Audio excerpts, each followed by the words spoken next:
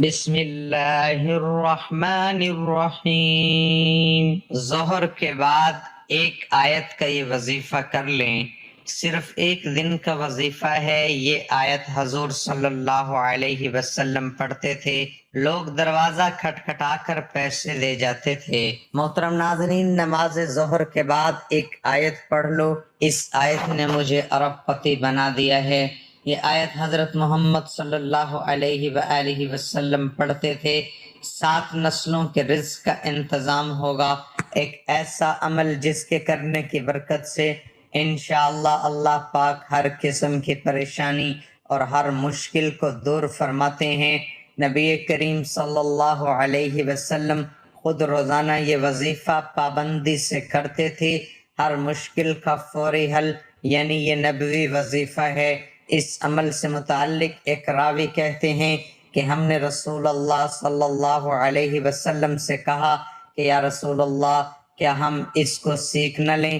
آپ صلی اللہ علیہ وسلم نے فرمایا، کیوں نہیں، یہ کلمات اس لائق ہیں، جو بھی انہیں سنے وہ اسے سیکھ لے۔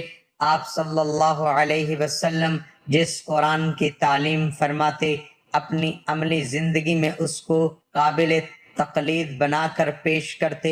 قرآن کے بعد اگر کوئی چیز ہے تو وہ صاحب قرآن کی سیرت مبارکہ ہے۔ پیغمبر اسلام صلی اللہ علیہ وسلم کی سیرت و اخلاق کی عظمت کے آگے اور ان کے قول و عمل کی صداقت سے سند حاصل کیے بغیر دنیا کا کوئی انسان اخلاق کے اعتبار سے بڑا نہیں بن سکتا۔ اللہ تعالیٰ نے رسول اللہ صلی اللہ علیہ وآلہ وسلم کو ایک مثالی نمونہ بنا کر دنیا میں بھیجا ہے اور لوگوں کو یہ ہدایت دی ہے کہ زندگی کے ہر شعبے، ہر درد، ہر حال میں اس نمونہ کے مطابق خود بھی بنے اور دوسروں کو بنانے کی فکر کریں۔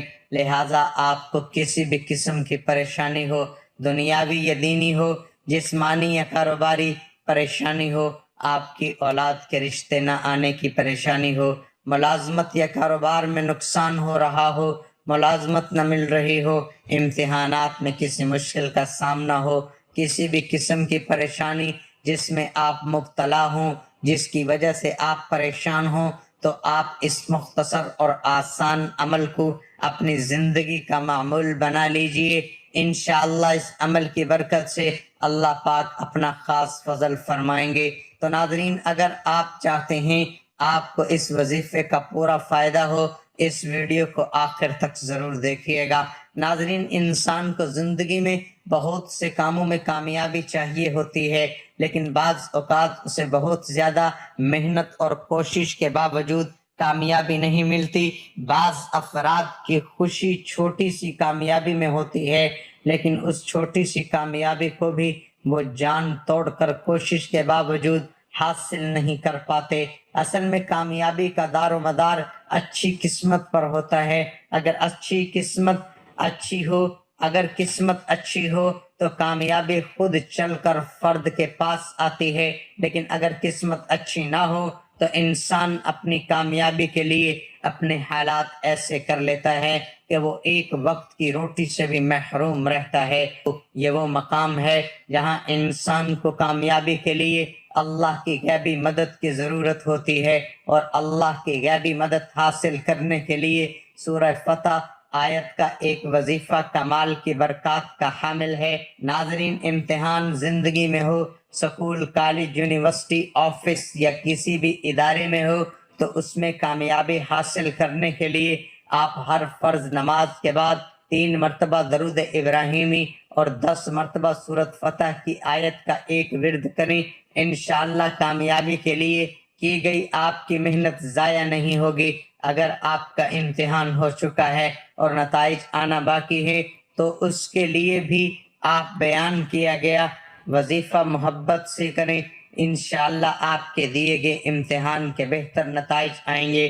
ناظرین، امام ابن حجر مکی بیان کرتے ہیں، ایک صالح شخص نے کسی کو خواب میں دیکھا اور اس سے پوچھا کہ مرنے کے بعد تیرا کیا حال ہوا؟ اس نے بتایا، اللہ سبحانہ و تعالی نے میری بخشش فرما کر جنت میں بھیج دیا۔ صالح شخص نے اس سلوک کا سبب پوچھا تو اس نے بتایا کہ جب فرشتوں نے میرے اعمال تولے، میرے گناہوں کو شمار کیا اور میرے پڑھے ہوئے درود پاک بھی شمار کیے تو 100 درود گناہوں سے بڑھ گئے، جبکہ باقی سب نیک اعمال سے میرے گناہ زیادہ تھے۔ جو ہی درود پاک کا شمار بڑھ گیا تو اللہ پاک نے فرشتوں کو حکم دیا اس کا حساب کتاب ختم کر دو، چونکہ اس کے درود بڑھ گئے ہیں، اس لیے اس کو سیدھا جنت میں لے جاؤ۔ امام قسطلانی اپنی کتاب المواہب الدنی ہمیں فرماتے ہیں کہ جب آدم کی تخلیق کے بعد حضرت حوا کی پیدائش ہو گئی تو حضرت آدم نے اس کا قرب چاہا۔ اللہ تعالیٰ نے فرشتوں کو حکم دیا کہ پہلے ان کا نکاح ہوگا، اور مہر کے طور پر دونوں کو حکم ہوا کہ مل کر 20 مرتبہ میرے محبوب خاتم المرسلین پر درود پڑھیں۔ ایک روایت میں 3 مرتبہ بیان ہوا ہے، چنانچہ انہوں نے 20 مرتبہ یا 3 مرتبہ درود پڑھا اور حضرت حوا ان پر حلال ہو گئی۔ کون ایسا شخص ہے جو یہ نہیں چاہتا کہ اس کی زندگی پرسکون ہو، اس کو زندگی میں کسی بھی قسم کی پریشانی نہ ہو، مال و دولت کے لگے ہوئے ہیں۔ ہر وہ بندہ جس کا تعلق اسلام کے ساتھ ہے وہ اس کے علاوہ یہ بھی خواہش رکھتا ہے کہ اس کا خاتمہ ایمان پر ہو۔ یہ خواہش سب کی ہوتی ہے کہ وہ مرنے کے بعد جنت میں داخل ہو جائے۔ اس کے لیے دنیا میں کچھ محنت کرنی پڑتی ہے۔ بغیر محنت کے کوئی بندہ کسی عام دنیاوی مقام کو حاصل نہیں کر سکتا۔ اخروی نعمتیں اور اخروی مقام بغیر محنت کے حاصل کرنا ناممکن سی بات ہے۔ ناظرین، اس کے علاوہ عمل کی آسانی کے لیے ایک خاص وظیفہ ہے۔